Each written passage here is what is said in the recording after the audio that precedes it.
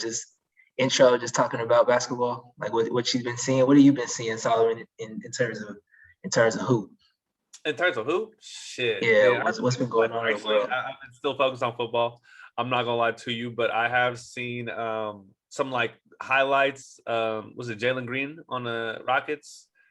Yeah. Yeah, Collins had a nasty dunk today. oh my god, he got up. I seen that one. Who did?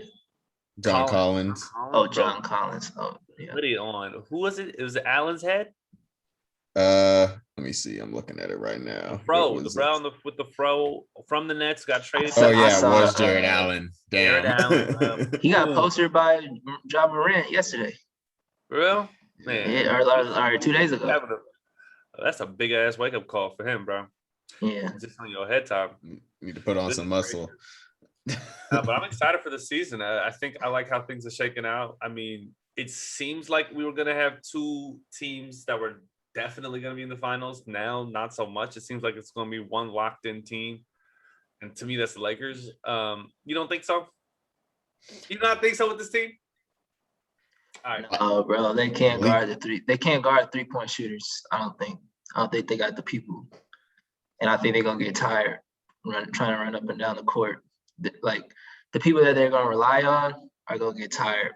I love Rondo. I think Russ can. I don't think he's there anymore. Rondo's going to set a half court.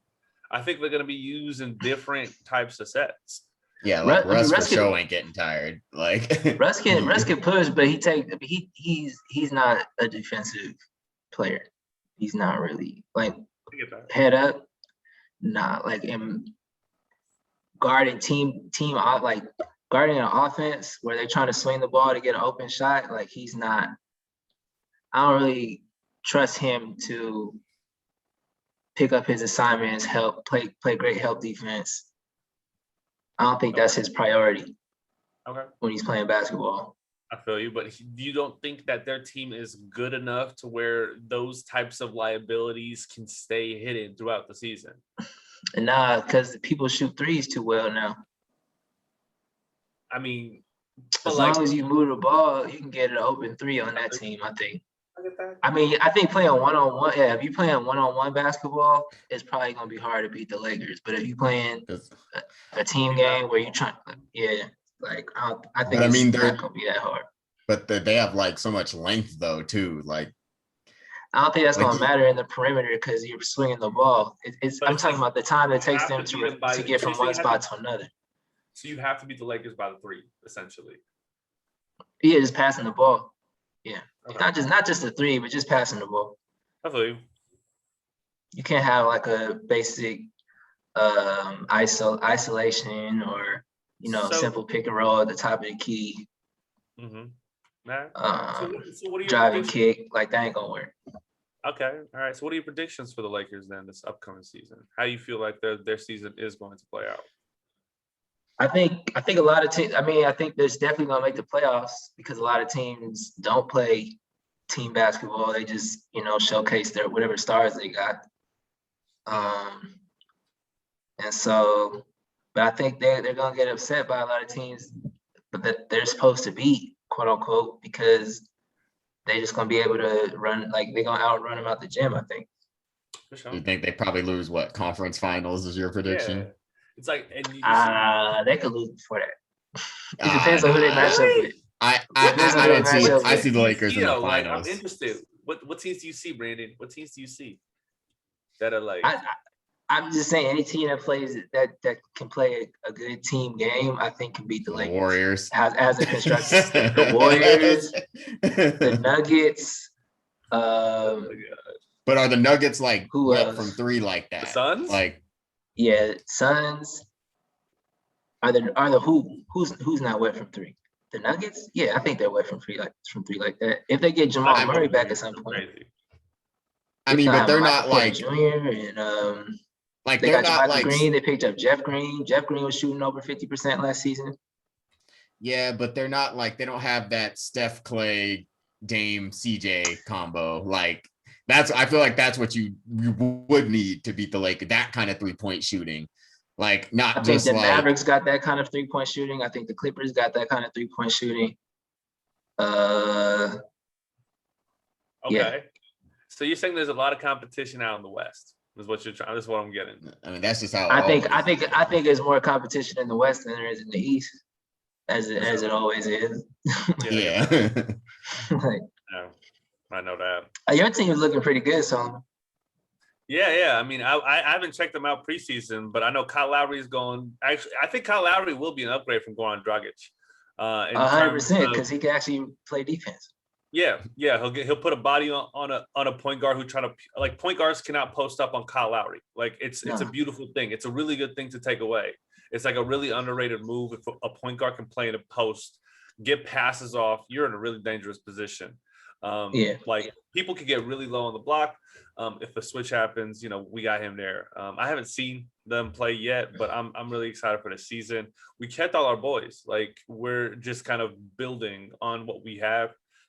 We've gotten a lot of blockbuster trade offers, but they're trying to give up too much. They're not trying to blow up the team. So I like what Pat Riley's doing. I like the growth. I mean, Jimmy's pretty much like at the peak of his prime or maybe just falling off. You got Bam Adebayo striving into it. So let's see what happens, bro. I'm excited. Your rookie is really good too. So shit. Who was it again? My bad. Some Russian dude, but he's nice. Yeah. For sure. He got very strap? nice. Does he got a strap on him? He got the strap, and he's 6'10". That's what's He got post moves too. Okay. He's 6'10". He's center. He's a center, and he got the strap. So he's gonna be our backup to Bam. We do need a backup. I don't know. Who Yeah, definitely. Right. Exactly. Yeah. Who do we have? We had Myers Leonard. I don't think we have that nigga no more. Yeah. In terms of young guys, I would say he's probably, from what I saw at Summer League, he's probably like the best player I saw out of Summer League. Jalen Green's pretty good, but I mean the other dude's 6'10". Yeah. What actually matters more, Now it's being this is basketball. Yeah, for real, for sure. That's what's up. Yeah. Now it's gonna be an exciting season. It is gonna be an exciting season. Hey, Mike, is your team still the Clippers? I have to ask this every year. I'm just not sure. Every year, we don't know. It's always a mystery. Yeah, like I'm supporting the Clippers this year. But I mean, they're y'all just pretty much getting that new stadium. It's pretty much the same team as last year. Same team as last year. Yep. Yeah, so nothing really exciting happening out of that camp. But yeah, we'll see if they can make it out of the second round. break that curse. They were in the Western Conference Finals last year, Mike. Oh yeah. Broke that. My bad. Oh well, they broke or make it out of the that was made the finals last the Western Conference. Last year. Yeah, but then they lost. Yeah. Yeah. They would have beat them fools in Kawhi. They did put up a good fight. Yeah, they still went to 6. That's the. They would have. They still went to 6. Yeah, no Kawhi. Yeah, that's the key. It's like something always happens. Like every year the Clippers look good to make it. Something happens to where they get fucked. There was one year that I think they stayed healthy, but that was the year they choked and lost to, I forgot who it was in the second round, but yeah. So in the bubble, that was because of the bubble though. Like I think they lost that because they was not trying to be in there no more. I think they was cool with the money they had made up to that point, and was like, I want to go home. Yeah, I want to go home. Like I don't want to be around these dudes anymore. Like I want to go with my friends. You can't you're trying to win an NBA, you're trying to win an NBA championship. There is no I want to go home. I think there is I want to go home in no sense. In that situation, I think after you made a certain amount rather of money, than live your dream of winning an NBA championship, if you're not gonna die the next day, like some Squid Game shit. If you don't die, God. I mean, you always have another chance to win an NBA championship. You know what I mean? But this is literally their best chance, one of their best chances to do it. Like literally, the bubble was one of their best chances to do it. I don't think so. I don't think it was their best chance. I don't think it was their best chance because that was their first year together. I don't think that was their best chance. Best chance, so they would have faced the Lakers, and then the finals matchup would have been Clippers Miami. That would have been a breeze. Like, I guess, man, but I'm just saying, like, they can still. I think they're still really, really, really good. I think they would have handled the Suns had Kawhi not got hurt. I think yeah, so. for sure. I don't know what would have happened because I think they matched up a lot better than Yeah. the Suns did against Milwaukee. Yeah, Yeah, for somebody would be sure. able to guard Giannis. Because but you just can't like with against the Suns, like if you lock down one of the guards, like either Devin Booker or Chris Paul, like there's It's nothing you over. can It's over. do. Yeah, but I don't think Yeah. you could take them out of the game, and they're both liabilities on defense. Like you don't have that problem with Kawhi and PG, but yeah, I think the Clippers are actually really good. I mean, I think they're better than the Lakers still. I don't know. I gotta see what Melo looks like. I will be real with y'all. That's what I'm saying, bro. Come on, That's let them do what they gotta do. Let's see what happens. Because they're so thin at the center, not really thin, not at the center position, but at the forward position, the power forward position. Who? The Lakers. The Anthony They don't Davis have- position? Yeah, they don't have AD's who's playing about center this year. AD's playing center, but he's gonna get helped out a lot by DJ and Dwight. I think AD's playing power forward this season, Mike. Yeah. I think No, he's he's locked in at center. Like he's locked in at center. He's starting at center this year.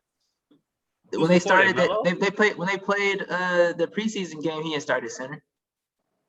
Wait, what? DeAndre Jordan started. I feel like, I mean, and that's With DeAndre preseason. Jordan? Though. Like I feel like they're gonna. No, Mike, that was their problem. Anthony Davis cannot bang. Like he shouldn't bang. Like that's not his game to bang on defense against centers. So forcing him to do that, he's gonna get hurt. He's too fragile for that, Mike. That's why they brought Dwight back and got DeAndre Jordan because they need people who can bang with centers. Because you got centers out here that will bang up Anthony Davis. Yeah, here's the article right here. Why Anthony Davis will play center for the Lakers this year. Anthony Davis tells Westbrook he'll play center this year. Hey, what source is this, Mike? What's the source? I don't know, Mike, because I just watched the game and he started and he didn't play center. Is this like a beat writer putting an opinion out, or is this like someone? I mean, this is coming from my friends who are diehard Laker fans who are saying that AD is going to play center this year. And then here's like two blog. That's from some Twitter. That's from some Reddit. And if you've seen him, like he looks big. Like he doesn't look as skinny this year. He looks like a little like. I bet. Good for him, like, man. Look at that. That's gonna look so good on Instagram, bro. So good. Yeah. You know what I'm saying? He's flexing. I guess we're just saying. Media day. Like, you know what I'm saying? With the ball. Yeah. Wow, look at his muscles. Like imagine, I'm gonna just imagine I'm on Lakers Twitter and the little Lakers. So this is from Bleacher Report and LA Times saying that Anthony Davis is going to play more center. Who is saying it? I know that LA Times, they're reporting it, but what is who? Like, you know how they interview someone saying this? Who is the person that said it? I'm basing this off of the preseason game I saw. And it makes sense, honestly, because he got hurt last season after they got rid of Dwight. I don't think he's playing center, Mike. He got hurt last season. He got hurt last season playing center. All right, here a quote directly from Anthony Davis from the Lakers media day. There was expectations that was discussed, and I expect to play center. Said Tuesday during Lakers media day. He'll play center when teams go small. If a team goes small, for sure he's playing center. He's playing against somebody that's 6'8", 6'9". I definitely believe he will play center at times, but you don't have DeAndre and Dwight on your team to have AD starting at center. No, I think like he's all right. Fine, we'll see. I don't think so either. But I think because he's not playing center, they're going to rely on Melo a lot when he's out of the game. I think. Melo, I think it's going to be really good when they have the Rondo, Melo, AD lineup because that's a really good half court team. But it is a really good half court team, but it's not a good full court team. No, it's not. But it's just like when you have a second unit in, you can play at different tempos to fit the personnel. Like if you have a certain defensive lineup, you change your offense to kind of attack their weaknesses. I know. I'm just saying if they miss, it's off to the races, and I don't think they can keep up. Well, you just sub back in Russ and LeBron on the next time out. Like that's what I'm trying to say. Like the Lakers have that like option to switch it up if it's not working well. You only got so many timeouts. You don't ruin your timeouts because they get ran out the gym. I get that. No, I'm just saying the Lakers have versatility when it comes to that. They do have some versatility, but I think it's going to heavily rely on how versatile Melo can be in his 18th night. You know, he's up there. And that Rondo AD pick and roll, that connection too is going to be. I think that's going to be slept on. I think they have that connection from New Orleans. They played really well together. It should be very easy. That was that Portland series, bro. You know how they connected. It should be very easy for them to score, but because they're so old, I don't think it's as easy as it used to be. As easy 4 years, 5 years ago. Yeah, I get that. Yeah. Rondo's much older, much slower. AD, I mean, I think AD's he's good. He's just been hurt a little bit more. But you know, it's just kind of, you know, for the Lakers, it's kind of have that LeBron mentality. You're just coasting the ship. The whole goal is to have all your players healthy by the end of the season and make it into a favorable, potentially top 3 position, which I think is a very easily attainable goal for the Lakers this season. You're right, so I mean, if they can go into the playoffs healthy, then I think they're in a position where they're like, okay, now we can just give it our all, and whatever happens happens at that point. This 8-man rotation where the only people we're gonna know are essentially Hall of Famers playing on this fucking court. Yeah, no, that's that lineup.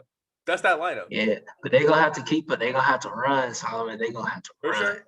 They're gonna have they got Kendrick Nunn and Malik. They haven't ran in a long time.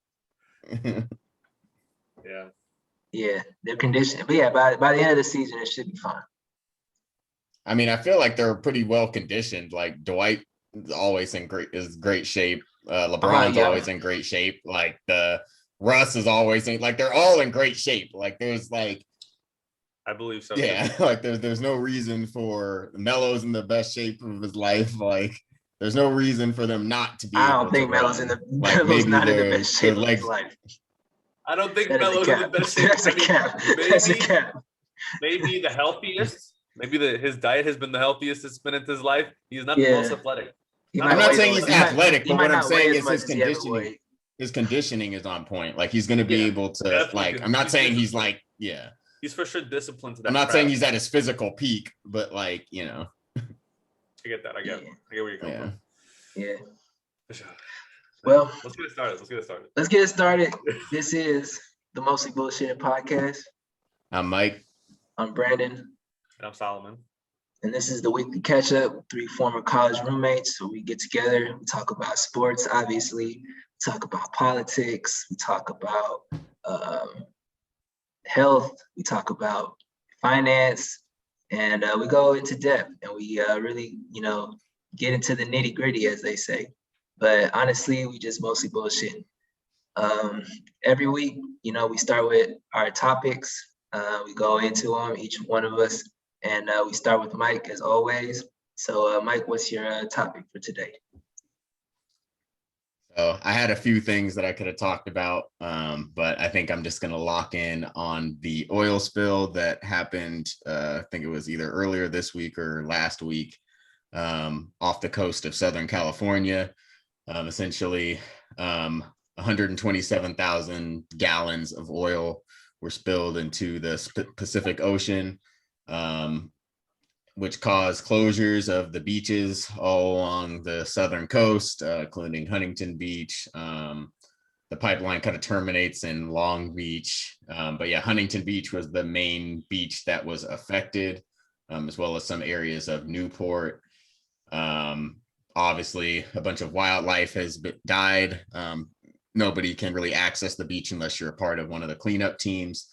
Essentially, how this happened was the pipeline that's owned by, let me get their name, Amplify Energy. There was a ship that lowered their anchor on top of the pipeline and caused it to burst. The ship didn't know, and I guess they dragged it for maybe like 100 feet or so. And essentially all that oil just began to spill into the environment. Amplify Energy is saying that it's not their fault. and it's the ship's fault for breaking their pipeline. But a lot of people argue that the pipeline shouldn't have been there to begin with. So kind of what is your guys' take as to who should take fault or blame in this disaster? Can I ask like some further like context to it? Like, Sure. who knows about where that pipeline is? Like, who are the people that know? I feel like it's not like hidden knowledge. Yeah, I get Like that. they have to make like it's public information that the pipeline is there. Okay. I don't know if like necessarily it's up to the people who are in their ships to determine like if they can actually lower anchor in certain locations. I know when it comes to Yeah. onshore pipelines, like before you dig anywhere, do any type of drilling, you're supposed to go through the proper channels to make sure that you're not going to be hitting a pipeline of any sort. Yeah. So I imagine there would be something similar that for the ocean as well, especially when you're that close to the coast. Exactly. I'd imagine like there had to be like some signal to ships, because I don't think you can expect like all these ships from both public, private like owners to know exactly where that is from prior research. Like they don't have a map quest of like oil pipelines. I have to imagine that there were like some like buoys that like signify that like you can't drop your anchor here. And so like I personally, if I don't know what like that, like the information around that is, it's gonna be kind of hard for me to make like a determination on like whose fault it is. Because like if the ship didn't know it was there, and they followed like, you know, most like water protocols in terms of dropping your anchor, going to the dock, like if they did all the proper steps and they didn't know,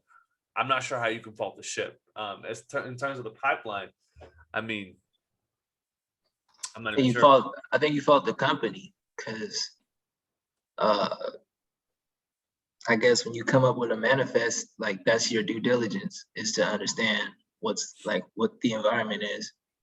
Yeah, and understand the risk that this can happen. Like I know with a lot of natural gas pipelines that we have throughout Southern California, like they account for a lot of risk and they try to protect their pipelines the best they can from damage like that. And I don't know, to me, like it seems like a lot of pipes are usually like that pipe like that should be encased in something to give it like a protective shell around it in this type of event. I don't know if that was the case for this pipeline. There's still research going on. But the company that it belonged to is actually, I mean, if you consider it as in the oil industry, considered a small company. You know, they only have like 200 something employees. Sounds like they was So cutting corners. yeah, like it seems like, yeah, they probably weren't doing their due diligence to actually protect their pipeline. Yeah. But the investigation is still going on. At the same time, like I don't even understand why we need offshore oil pipelines. I mean, maybe I'm not sure how maybe they're able to extract oil from like the seafloor in certain areas, and maybe that's how they bring the oil to the shore. But to me, it just seems like, you know, we should just stay out of the water when it comes, especially oil. Like I know when we talked about that, the natural gas pipeline that leaked in the Gulf of Mexico a few podcasts ago.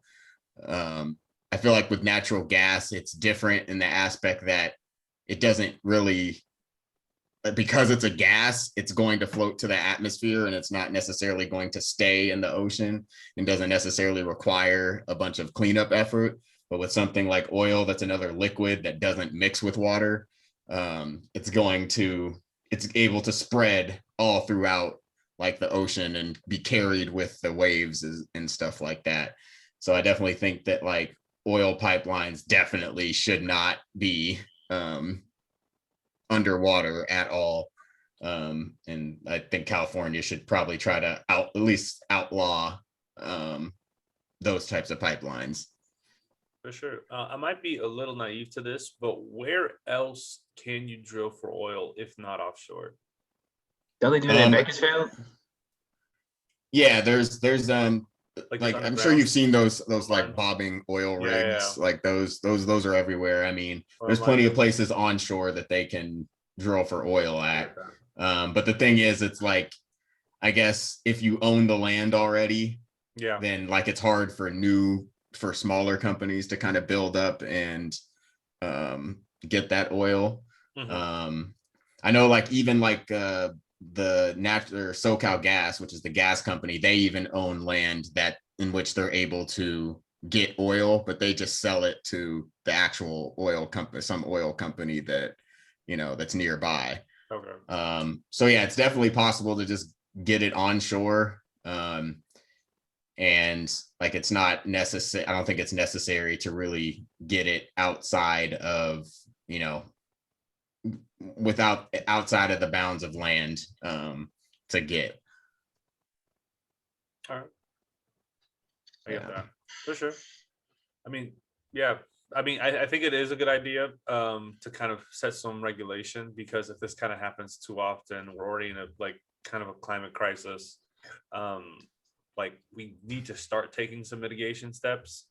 And I'm pretty sure oil will still be pretty integral in our lives for at least the next century, as we kind of turn to more like energies and like fuels, biofuels, to kind of help us live off of energy, like in like the future. But yeah, it's gonna be interesting. I mean, I don't know. What's up? Yeah, I actually I don't really know what California uses, what they use the oil for. I mean, maybe it's for our gas, but like we don't have any like oil power plants in California. Gotcha. All of our power plants are, I think they're run on natural gas, so we don't use coal. Maybe we have an oil power plant, but I think a lot of our power sources are either natural gas. We have a nuclear plant that's in Santa Maria or San Luis Obispo area. And then yeah, renewables. And yeah, I think that's where we primarily get our power from. So I'm not sure what we use the oil for. Maybe we sell it to other states Yeah, that use exports. oil. It's gonna be probably part of exports. And so like the next question is like, is this money a private company is making worth the like damage to the environment in the local community? And like when you look at it that way, a lot of the times it's gonna be no. And that's kind of when that regulation steps in and says, you know, we have to protect our citizens, the local, like, and not just the citizens, like the local, like environment, which involves the ecosystem, which involves the animals, sea life, because essentially it's going to affect, like, you know, it's going to affect people at the end of the day when the oil kind of reaches the beaches after some time, you know? Yeah. Yeah. And the thing is, so it is a private company and like they have 222 employees. So, I mean, if you have to think about those people, they're going to lose their job, but they can easily find another job with the experience that they have. So yeah, like I do agree, it's kind of unnecessary to have that oil pipeline there. Yeah, and like thinking about like the people is a good way to think about it. It's just we still need companies to operate like ethically and safely. And regardless whether there are like there can be good people working for bad companies, you know what I'm saying? And it's going to be a misfortune as a result of the actions of their bosses, you know? And that will happen. Like that's what happened at Theranos, you know? Like a lot of good people worked for somebody who essentially like lied to her own employees about like test method validation, you know? And so, you know, what's going to happen when your company lies and cheats and cuts corners? They're going to dissolve because they're not going to. That's essentially what happens to a business, you know? Yeah. Yeah, it Yeah, sucks for those pause. people, but yeah, like I said, I'm sure they have great experience. You know, the engineers that work on those rigs and like the skills that they developed are very transferable to other industries within engineering. So I think they'll be fine. I definitely think they should shut down that pipeline. Because like, yeah, and like, so I know you see like Huntington Beach is always in the news for their pro-Trump rallies and anti-mask marches. So like I'm interested to see on like how the community reacts to that, because now like they probably aren't like Huntington. When you think of Huntington Beach, you probably don't think of like, nature, people who believe in climate change or protecting the environment. So let's see how they react, because now their beach is shut down and they can't access it. So let's see if maybe that kind of turns the tide of that community a little bit, to see the problem with this type of energy. Yeah, because just to really quickly like kind of connect the dots here, is fracking related to kind of establishing these oil drills offshore? I think fracking is more like of an onshore thing, but okay, for sure. Yeah, so I just knew that was like a hot topic. Like, is that when they use water to drill? Yeah. So essentially, they inject a liquid at high pressure into rocks to force the oil or gas out of the ground. So it is onshore. Well, yeah, can't you do that on the seafloor though? Like, you probably can. Yeah, I don't see why you wouldn't be able to. I don't want to go further into that because I definitely don't know anything about that. Yeah, but the physics might be off solid. Yeah, for sure. Yeah, because like with fracking, you're pushing it up to the land. So like essentially, I feel like if you frack in ocean water, like you just be pushing it into the ocean, but maybe not. Yeah. Actually, no, I see one of those machines that's in the water, so I guess you can. So because the thing is, if they made the physics work on land, all it is like the gravity is a little messed up. All you got to do is just make sure you got like the suction tube right there once you do that shit. Yeah, right, it gotta be right there. You gotta be like ready. You know what I'm saying? Like, but it just seems like that just pipeline set up. It's that probably like that just seems like it presents even more opportunity for disaster though. Yeah, like fracking in the ocean. For sure. I think offshore drilling has so many more variables. Yeah. Yeah. What's the pipeline called, Mike, that needs to get shut down? I don't know if the pipeline has a name, but the company that runs it is Amplify Energy. Amplify Energy, shut them down, y'all. Yeah. Call your local congressman if you are in the Southern California area. Yeah, get it out of here. Get him out of here. All right, yo. So the next topic, what shows have y'all been watching? What shows? I feel like we just have to start it with the number one show on Netflix right now, Squid Game. Have you guys? Apparently, it's their number one. It's their best show ever. Yeah. I was gonna bring that up too. Yeah, it was the number one show ever. I was like, God damn! Like they got that's what I said. Crazy for this one. Yeah. Did you guys watch it English dubbed or the sub? I watched the sub. That's kind of how I watch all my anime. Yeah. I watched dubs. I mean, Gersh watches dubs too. I don't mind, bro, because I used to watch like old like kung fu movies dubbed, so I'm just used to the cheesy like that. to them out there. Nostalgic. It's nostalgic. Yeah, I used to watch like Godzilla and stuff. It was like the lip sync all off and everything. Same thing. Yeah. I feel you. Well, but yeah, Squid Game was crazy. One thing I saw somebody say that the subtitles though and the English dub, like they didn't translate the Korean correctly. Yeah. So it kind of like took away from some of the dialogue. But I mean, there's nothing we could do about that. Fuck it, it's done, bro. I ain't gonna learn Korean just to watch it. I would argue it helped you out, because I feel like there's a lot of cultural nuances where if you were reading the direct literal translation, you'd be like, why did he say it like that? like it might have like thrown you off. When I heard the person say the real translation though, like it made sense. Like it wasn't like I wouldn't be able to understand it, but like they were saying that like you missed out on like key points of the episode. So like you guys have seen the whole thing, right? Like I'm not going to spoil anything. Okay, spoiler alert for the audience. But on like the episode with like the marbles, where like the guy gets partnered up with the old man to like beat him in the marble game. Like they say something in the beginning about like being their Ganbu or something like that. Ganbu, Being the best friend or whatever. There was like a translation that didn't quite get put through correctly, which was the entire point of the episode. And that was so what did I miss, Mike? You gotta tell me what I missed. Then. I mean, it wasn't that critical, but like it's just like you miss out on like what the intent of what the writer intended for to be said at that point, you know. It wasn't that crazy. It didn't really take away from the story from our perspective, but it's just like there was just some things that got lost in translation. What does the writer intend in that one scene though? I just want to for that one example. Yeah, for that one example, because I'm trying to figure out what I missed in that.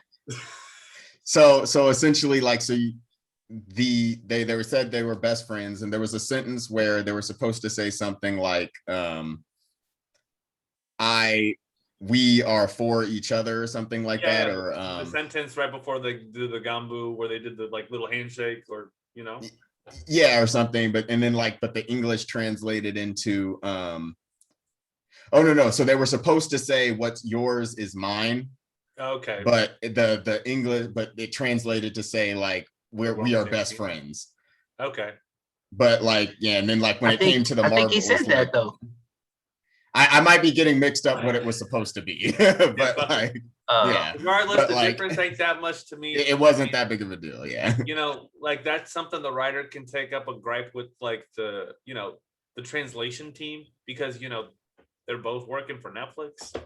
I mean, one of them might have been like the translation team might have been a contractor, so there might be some beef there. But yeah, like when people complain about this, like they're literally talking about like this coworker should beef with this coworker. Like them niggas work together. The one thing I didn't understand about the show is why like nobody said anything after he killed the white dude or whatever he beat him up. Oh, you mean when the cop killed the white guy? Yeah, when he didn't kill him, he just beat him up. He like knocked him unconscious or something. They did though. They were like, oh shit, like they recognized like, oh shit, like where's the rich white guy? And then they went into the room and it's like, oh, he got the shit beaten out of him. And so that's when they went to go chase him. And then the guy literally just said, we're right then and there, where's the intruder? We don't know yet. Yeah. Right, but I'm just saying, like all his friends like just didn't care that he was gone for the rest of the time. Oh, for sure. They're rich assholes. Yeah, they didn't give a fuck about him. They were focused on the game. The story, like the spiel at the end, like it was like they were so bored. I don't know. Yeah, they were bored. That was a wild explanation. I mean, it could. I mean, I don't know. I don't know how I like that. Do you think there'll be a sequel? I mean, they set it up for one. Yeah, because I think his son is the dude that you play the game with that slaps you in the face. The son he's always talking about, the old man. No, I heard a theory that the son is actually the main character. Like, because like, so in that same Marbles episode, like, so like I saw this theory. It was pretty crazy. So like in the first episode, like when he goes to the ATM to try to steal his mom's money, he was like, oh, it's always my birthday. And his birthday was like a few days away. And then in the episode with the marbles, the old man's like, what day is it today? And he tells him the day and he's like, oh, my son's birthday is in a few days, which could imply that like his son would be, I don't know, what's the main character's name? Could be Jihan. Yeah. What I also remembered was, because I'm not sure if the dad was there like right when he was born, but they both during the marble game, they both mentioned that this was very similar to the place where they grew up. Yeah. But that's like hearsay. I don't know. Yeah. Yeah, I think they set up a really good show though. Yeah. One of my I just wanted to quickly, I first thought that the police officer, I initially thought, like, one of my theories was that his brother was the dude that kind of is the recruiter. I thought his brother was initially the recruiter. Oh no, but I knew, but it was easy once you found out that his brother won the game, I was like, Yeah, okay, yeah, so no, immediately. he's probably the front man. You know what I'm saying? Yeah. Exactly. And so that was the guess was made before that. Yeah. Damn. Front man was cold. Front man was so I like cold. Yeah. Yeah. Cool with it. Nah, Yeah. but Also, another theory. Potentially, is the police guy alive? Shoulder shot, fall off a cliff. Oh, We've police seen it guy's before. definitely alive. He's definitely We've alive. seen it before. You got to see the nigga's eyes roll in the back of his head for somebody to be dead on TV. Like you can't. yeah. They got to stare. They got to stare off and not blink for like a full 30 seconds, and you're like, okay, he's dead. Yeah. But yeah, falling into the ocean like that. That's been a trope and shows the whole time. Yeah, man. Not verifying the kill. Yeah, no, he's definitely still alive. And yeah, man, it's gonna be a really good show, I think, moving forward. Especially since he was like, you know what, I gotta use this money to take him down. Like, oh, smart man. Because he's powerful now. So That's bread.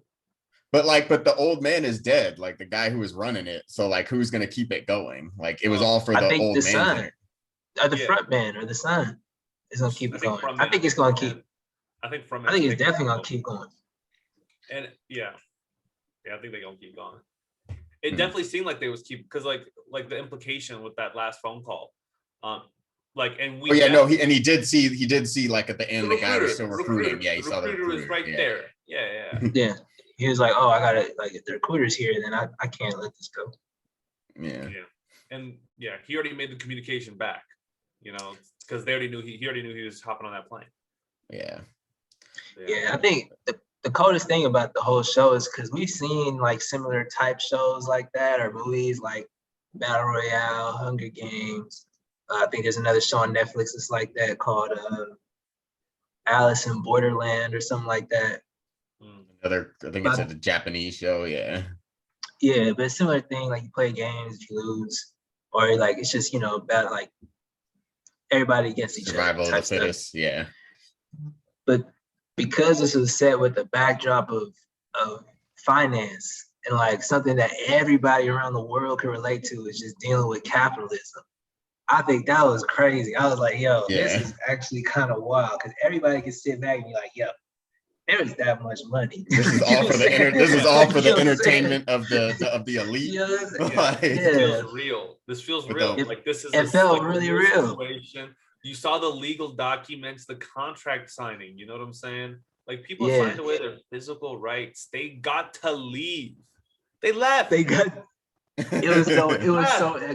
It's such like a balance, or like a allegory for what we deal with in real life. You know what I mean?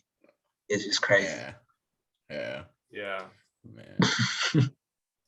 And it's so funny because if you really want that money, you got to kill everybody. You got to be. When you look back, you know what the most interesting pick was when they first actually, did the vote to see if they wanted to leave or not. There was 201 people left, and it was OG was the last one left, and he was the one. Even though he was the one that let him go. Yeah, that's what's cold about. That's what I'm saying. Like that's because it sets up like the conviction in his voice when he has that last speech. You know what I'm saying? Yeah, he's like, wait, you're mad at me? Every single person you was rocking with said they wanted to do this. Every single one of them. And you looking at me? Yeah. Y'all played red light, green light, and came back. That's crazy. Yeah, but he didn't give those first people that died that chance to take that, do I want to leave? But I guess that just charged it to the game. Yeah, that is a charge it to the game moment. Unfortunately. Yeah, I knew something was up when the old man, he was so excited playing red light, green light. I'm like, what the fuck? Something was up. Something was up. When I saw it, I just thought just because he was about to die, so he was just about to die anyway. That was the trick. That was a play. The viewers to like make Feel him empathy for him. He's about to die. Fuck it, Yeah. He's not gonna be too significant. He's just gonna be the nice old guy. Yeah. Another good show out. I don't know, Solomon, if you watched it, Raising Kanan. Nah, I have not. Yes, sir. Power Book 3. So if you guys have ever watched Power, 50 Cent's character, his name is Kanan. He's definitely one of the best characters on the show Power. Because Power was so successful when it went off, they have like little spin-offs for some of the characters. So his character has like a prequel series set in the 90s. And I think it's one of the best recreations of the 90s I've seen, within modern television and film. Wow. Yeah, Located in Queens and everything. Located in Jamaica, Queens, South Side. Yeah, they make sure you know that is where it's located. They tell you make sure you know, you know where you at. Awesome.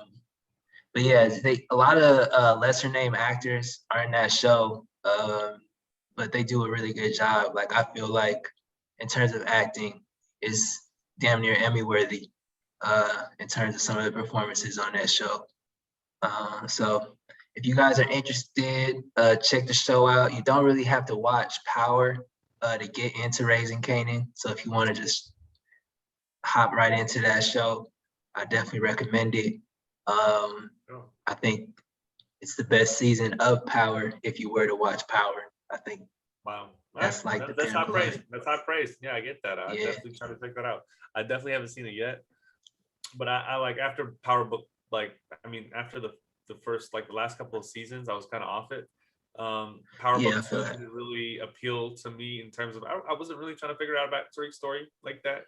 Like Tariq was a cool character during Power, but to me he didn't deserve a spinoff. So Kanan definitely did. Kanan did. Tommy did. There's a lot of other people that deserved it over Tariq, but I'll definitely check out Kanan.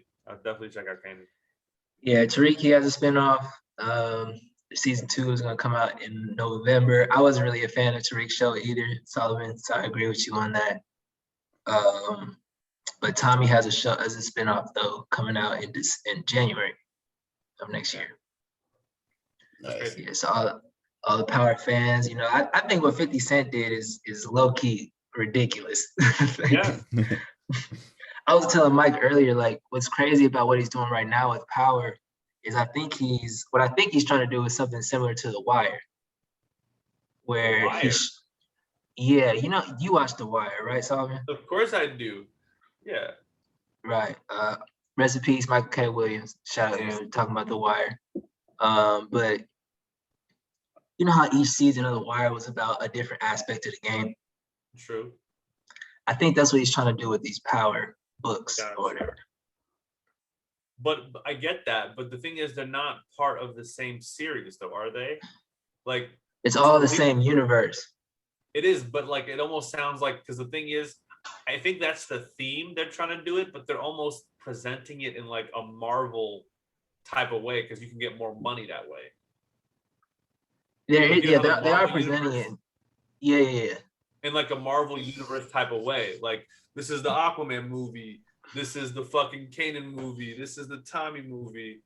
And they might Power might have been what happened, and they might bring them back together. Once they kind of conclude that series based on. They can't bring Kanan back because he's dead in the modern day. Yeah, he's definitely dead. Yeah. But they'll bring back the other Tariq and Tommy might clash again. They did in book 2. Spoiler. But yeah, I'm saying, after Tommy gets his spinoff and then Tariq finishes this season 2, they might come back together for, I don't know, as a part of somebody Power Book 5. I think that is kind of what it is on the surface level. Tariq's gonna establish himself as the big boss in New York. Yeah, that's Tommy gonna be in Chicago, and then because remember, like Tommy had like in the original Power, Tommy was connected with like the Chicago. Were they the Russians? They were from Chicago. Yeah, something like that. They were so, some Eastern European. Yeah. So yeah, there's definitely potential for them to go head to head over some like maybe some neutral turf or something. But it's definitely we'll see. possible. Like they try to go for like Atlanta or some shit. Like I don't know. Yeah, apparently Tommy's in California though. Oh, he's going I to thought LA? I thought it was going to be He's going based to in LA. Chicago. Nah, I thought I the read that Tommy it was gonna be in show. Chicago. Nah, the Tommy show is based in California. I think he's Oh, gonna be in okay. like LA and the Bay for that show. Okay. But what I was saying is like, yeah, on the surface level, like these are cool characters, like and they're gangsters or whatever, and that's cool. But I feel like it was more so just like I think Tommy's show is gonna be a lot about. It's gonna be kind of like the docs. You remember that season 2 of The Wire? Oh my God! Do not do that. I feel like just because I he's feel white like does Tommy's not show mean it's is about just. to be like the docs. That's I hilarious, think it's bro. gonna, You're I funny think for it's gonna that. be like I think it's gonna be like the docs, but with the cartel. It's gonna be like the tunnels. You think Tommy's just gonna get fucked up like over and over and over again, like Ziggy did? I don't know, man. Maybe. Michelle. Maybe, man. And I feel like, yeah, I think, Ken is more so about, like how this affects kids, like how the life affects kids. Similar to how season 4 of The Wire was like that. Mm-hmm. But that's just my little like theory on what they're trying to do with Power. I feel you, for sure. Well, do you want to get into real conspiracy theories? Let's get into the real conspiracies, man. Cause that's just entertainment, man. This is real life that we talking about. No, this is real life, y'all. Shit, man. Let me tell y'all something, bro. Man, I mean, the thing is, let me introduce a topic as the way the world saw it on Monday, right around 9 p.m. Pacific time, 9 a.m. Pacific time. There was a server outage on the Facebook servers. So the main affected apps were Facebook, Instagram, and WhatsApp. And a lot of the country kind of relies on a lot of those apps, especially like third world countries. And it was a shocker. What we later learned was on Sunday, a whistleblower who filed to the SEC about shit Facebook hid from the public came forth on 60 Minutes and did a live interview and revealed herself. And so she also testified to Congress. Yes, on Tuesday, I was going to bring that up. On Tuesday, she testified in front of Congress to explain what her findings were, essentially. And so I don't know what's going to come of it. There will probably be an investigation, potential hearings with Facebook, as we have seen frequently over the past, 6 to 7 years, as Facebook has essentially become this conglomerate. And so I kind of want to speak to y'all. How do y'all feel about this? What information that came from these leaks like shocked you the most? And what do you think of Facebook's position is kind of going forward? I mean, to be honest, I'm not that surprised by the leaks from the whistleblower. We've kind of seen Facebook heading in that direction of trends for a while now, especially leading up to January 6th, 2021. And just in pretty much also a lot of social media apps, actually, just if you like and follow a certain type of content, it's just going to show that to you consistently and nonstop. It's not really going to care whether it's misinformation or not. So, and if the company's profit, we've seen with capitalism, if the company's profiting, they're not going to try to change anything to prevent themselves from profiting. So, yeah, I mean, like, I think it's nice that it was revealed to the public, but like, I don't think it's like anything that we shouldn't have already known. Yeah. I feel like the biggest thing is that they understood, they had data behind the things that she was saying. They understood that how their algorithm was set up, it was causing, young people to become more depressed. It was leading to, attacks against other people.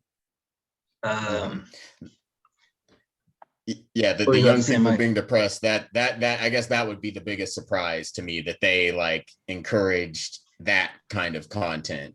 I think she specifically spoke about like young teenage girls being exposed to on Instagram, being exposed to things that could potentially make them depressed and suicidal. That was the biggest surprise to me. So I take back what I said originally. I get that. Yeah.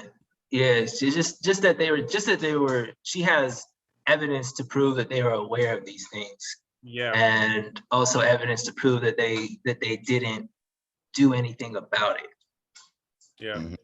Yeah, and I totally agree with both of you. It's like crazy. It's crazy to see kind of the information that she brought forth, kind of how detailed, and like you can easily see how calculated her moves are. Facebook is completely on the defensive as of right now because they don't understand kind of how strong her narrative is coming forth. Like another one of her speaking points was right after the 2020 elections. They pretty much disbanded their civil engagement or a civil integrity group at Facebook, which is essentially supposed to monitor the safety of essentially what we see coming out. And basically what her allegation was the disbanding of that group directly led to the January 6th insurrections. Because that information was essentially allowed to spread throughout essentially groups without filters. That team that was supposed to intervene, create essentially some blockages to some types of behavior that essentially may be aggressive and violent, would be removed based on this team. And so what she also brought up was Facebook didn't actually reveal kind of the user reports in Q1 of 2021 because they were mostly responding to more negative and hateful posts. She did point out that they did supply that information in Q2 when those kind of posts and reactions were more in Facebook's favor. And so essentially, instead of hateful stuff, they were more reactions towards like, cute fucking puppies and right. babies and shit like that. And so it's really damning evidence. But the thing is, the whole goal, I think in terms of these allegations, in terms of the end goal, is essentially to break up the conglomerates, specifically because of Monday. Like just Monday alone kind of shows you like the harm like Facebook can do if their servers are down. One private company is essentially running communication, like the sole communication for at least 1 billion people in the world. Like that app, WhatsApp, Instagram, and Facebook are the sole at least. And I'm this is obviously the mostly bullshit and podcast with Michael, Brandon, and Solomon, but I can honestly give you that fairly because Facebook has 3.6 billion users. Of those 3.6 billion users, there's a fair amount where it's difficult for them to have like data. And so having free social communication like Instagram, WhatsApp, and Facebook are extremely critical for forms of communication. And having that left up to one single company to provide the communication lines for the entire world is really fucking scary, especially when they're making these types of decisions. Yep. And not only that, but they manage a lot of commerce too at this point. Yeah. Like the commerce, like especially that, like, what is it? The Facebook Marketplace. There's like a lot of other kind of businesses, like Facebook businesses. All their Yelp information is kind of like seeded through Facebook. Like when you sign up for anything in the world, you get 3 options. You want to sign up with your phone number, you want to sign up with your email, or do you want to sign up with Facebook? You know what I'm saying? That's because nuts. they'll sell their information. Exactly. They got it on hand. They got it on hand to sell it to the company. Absolutely. And so it's huge. And it's like, it's I mean, we know what the end goal of what like the whistleblower wants. So I'll kind of try to wrap it up and ask you guys, like, what do you guys see as the resolution? Like, what is the best possible resolution? If the whistleblower got what she wanted, she was able to expose Facebook, how would we be able to kind of move forward in a way that's beneficial for society? I think it eventually goes back to what Brandon was saying about the government censoring content and filtering between what's like true and what's just like entertainment, and just adding regulations to hateful posts and just misinformation that's spread. I think that's the end goal that they need to impose, and like the social media companies will just need to comply, even if it results in less revenue for those companies. But like, so the thing, what I want to bring up here is like, the thing is, things like this have been happening, just not to this extent, for the past 6 or 7 years, where they've tried to impose regulations. There's, pleas and initiation groups from these private companies to say, yes, we will take an action plan. We will do this. Look at the proof that we have written, documented down. Like, we're going to create like new teams and shit to kind of help this move forward. And so that has, I think in my eyes, that has been happening. And it seems like these private companies are almost a little too powerful. Like they'll like literally, some of them in like some cases they'll take the fine. Like, they're more powerful than countries, bro.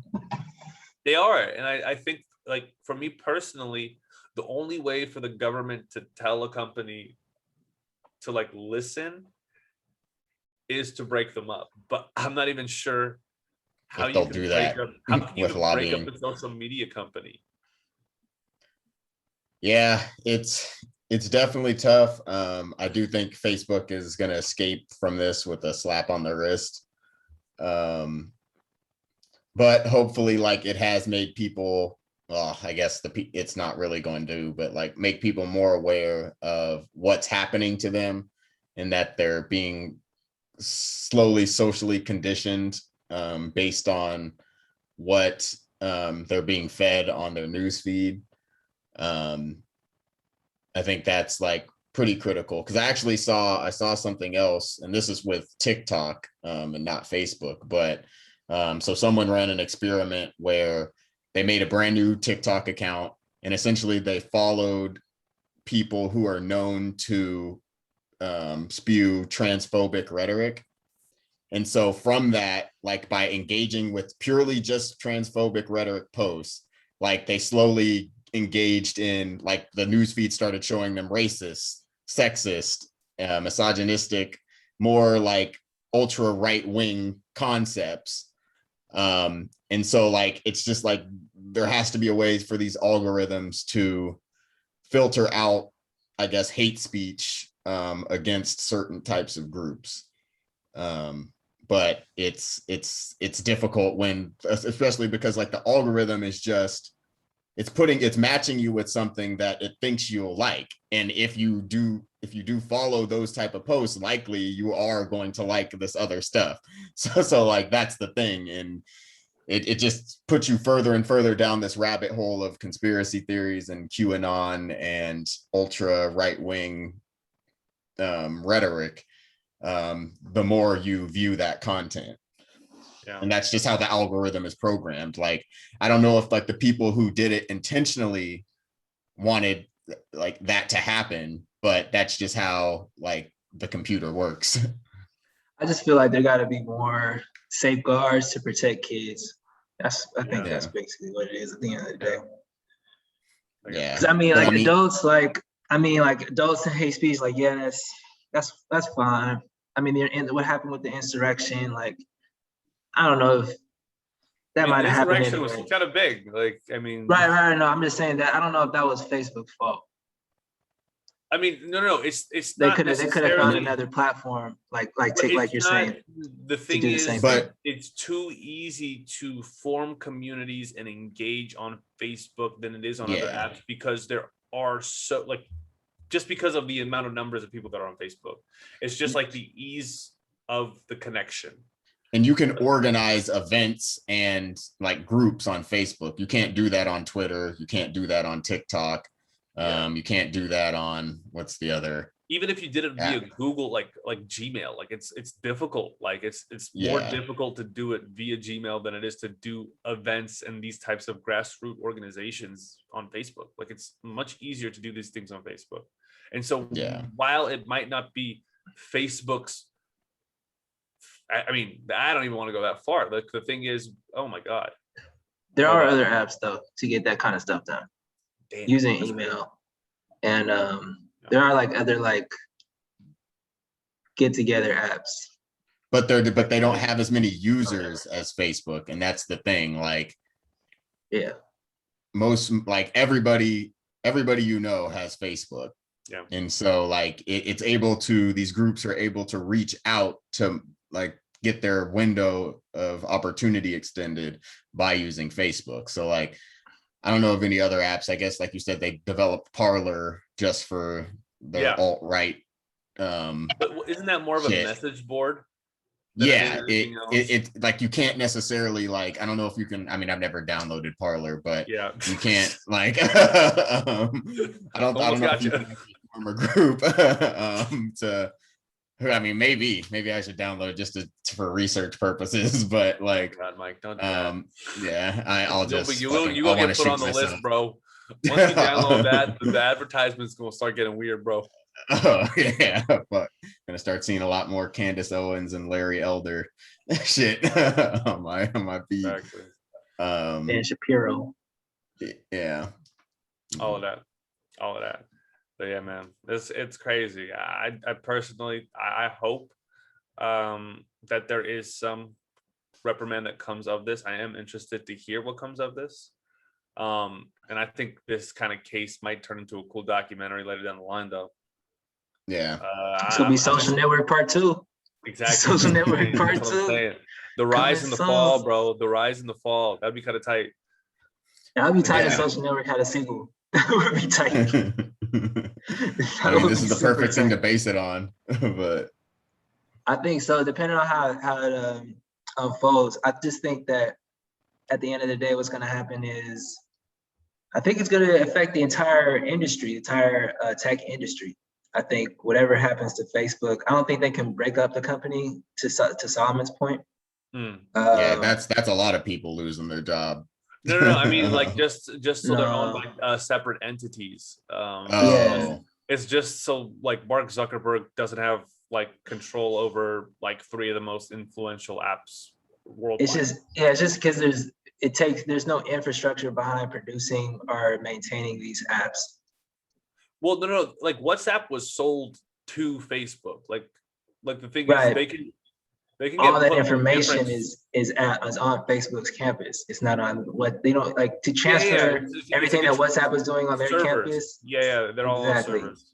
Yeah, you can just, it's on a hard drive somewhere, and then you can just move the hard drive. And that was actually part of the reason why it took so long for well, the official answer from Facebook is that, you know, they essentially lost the way I heard it be explained is that like every company or every website has to provide a roadmap to the internet to find it. And essentially that roadmap got deleted from Facebook's server. And the problem with that is Facebook uses itself as validation for everything. So employees, like, key cards didn't work. They literally could not even access the room to get into the server where it was, because like the system, it's all built on top of itself. So when the entire system goes down, literally every function at Facebook goes down. So like, yeah, people couldn't get into rooms with their key cards. They couldn't like communicate in their internal apps. Use Signal. Like they use Signal, which is a Facebook owned app. So they couldn't, so like their equivalent of Microsoft Teams or Skype, like they couldn't even use it to communicate and like coordinate to fix the problem, which is their official answer. But my conspiracy theory is they couldn't coordinate to fix the problem, so and they couldn't communicate how to fix when they were fixing the problem, what was going on. Yeah, exactly. There was no there was no communication about what they were actually doing to fix the problem or what problem needed to be fixed. Yeah. So that's the official answer from Facebook. But my conspiracy theory is they did it on purpose so they could delete evidence and hide because they knew an investigation was coming. Yeah. Yeah, because there's plenty of evidence that she people that is kind of like sketchy because she like photocopied hella documents. It was recording conversations and shit like that. Yeah. But apparently hey man, you can report that to the government. Like you're as a citizen, Yeah. you're able to report that to the government. Legally. Yeah. For sure. Because they're a public company and they're supposed to publicly provide this information. And if it's not provided, you have the ability to do that. Usually like companies have like whistleblower policies. So like you're supposed to like bring it up the chain. But I think what she's heard essentially from the culture that she's been in is that she's seen, well, I'm not sure if she was part of that civil integrity team that I told you that got disbanded. I think she was doing something similar to that. That's and I think she was a part. She might have been actually. Might have been at a time, but like she might have gotten like moved to a team as it got disbanded. Like I don't think people got fired per se. I think people just got moved. Like this wasn't a function of Facebook anymore. Yeah. But yeah, it's interesting. But either way, Facebook got the job done with that blackout, regardless, official or not official. Either way you see it, got the job done. They needed what they needed to do. Within a day. That's pretty impressive. Oh yeah. I mean, I don't think they had much time, bro, because it's just like the Facebook servers are down. Zuck lost. they're losing like hundreds of millions. It was 8 billion. 8 billion. Billions, bro. 8 billion in 8 billion in that time that well, I think it was Facebook. I mean, they might have been looking at Facebook shares, like their stock. Yeah, that's what I was thinking. Calculating 55% because I think that's how much he owns. Yeah, it was down for like 6 hours. That was crazy. Yeah. Yeah, it's nuts. That's nuts. I mean, like people gotta not be so dependent on that kind of stuff, I guess. On social media, you can see, if you're too dependent on it, what can happen. Yeah. And I do hope something happens where there's just some sort of legislation so that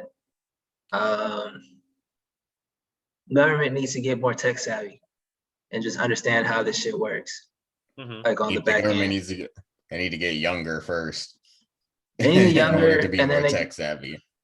Yeah, for sure. They need to get more tech savvy, understand how this stuff works on the back end, so that they can understand what types of things need to be put in place to make sure that kids aren't exposed to shit they're not supposed to be exposed to. Just bottom line, like we do that on TV, we gotta do the same thing on the internet. It's more difficult. It's harder to regulate. Yeah, because like the thing is too, like kids lie. Like I don't know about y'all, but like when I first made my MySpace, like I lied about my age to make the account. Like I feel like you had to be a certain age to make a MySpace account. So like, I lied to say I was older than I was. And so like, I'm sure other kids will figure that out if it's like an age thing. But yeah, that at that point, it's just up to the parents to block those websites from their kids if they don't want them using it.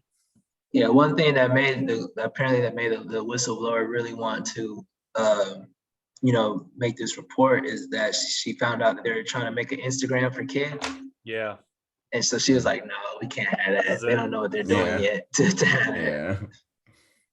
Yeah. Which makes sense, man. Like they're not responsible enough to have something like that. Because even YouTube Kids has had issues as well, like in terms of kids programming. Isn't that what the Momo shit was on YouTube Kids? Isn't that wasn't that the big issue last year? Remember that Momo?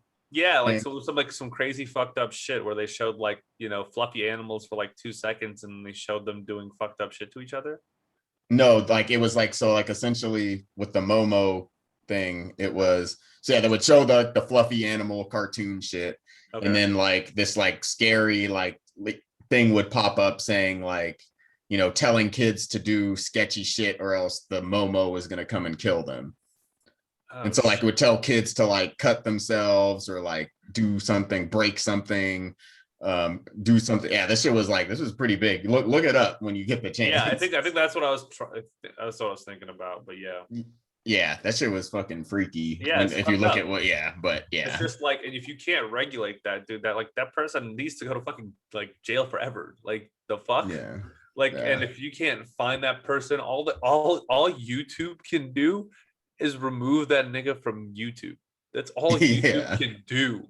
Like, that's why this is an issue. Like, you can't, like, people cannot actually, like, yes, YouTube can hand this information over to the police so they can identify their information, but YouTube is not going to have an active like police liaison force just giving the police all their data on request of the police at all times. Like, that's just not how it's going to work. YouTube has to regulate its own communities. And so yeah, Instagram definitely won't be able to. Yeah, it's gonna be tough, but I think it's their responsibility as you know, people who are making this product is. That's why she took it to the SEC, because it's a publicly traded company and they're not doing right by the public. Yeah, but it's like, I think it begs the question. It's just like, if you're too big, like, what can actually happen? Like, what can actually happen to motivate you to truly change your culture? Because like, legislation. I know, but when this is all said and done, like, we'll still live in a capitalist society. We'll still live where, like, you know, cash is king. Money is still going to rule all. And especially for a business, like what threats or legislation that need to happen that will actually like check Facebook or keep them in line? I don't think they will. I don't expect perfection, Solomon, but when issues come up, we gotta do better. We do. We definitely like I don't expect it to be perfect, but I'm just like, when things come to light, you gotta fix it. That's it. For sure. I feel you. We'll leave it at that, bro.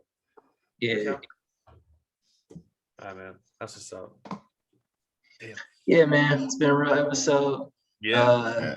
Next week we'll have a guest on. Next week, my homie DJ. He's gonna talk about stocks. You know, getting your money up on the side. You know, how to invest. You know, I think that's something that a lot of people don't really think about.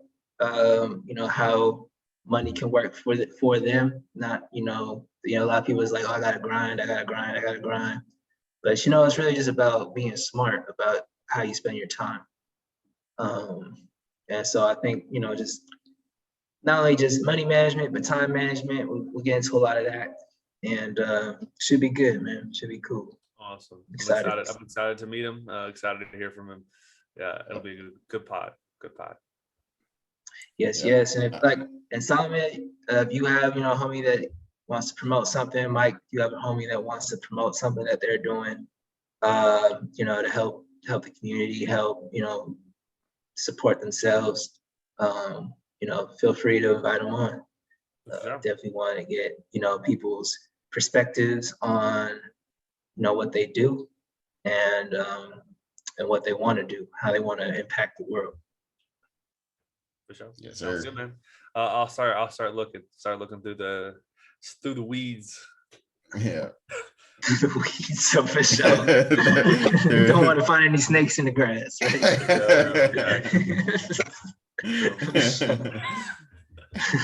All right, Joe. Yeah. Peace. Peace.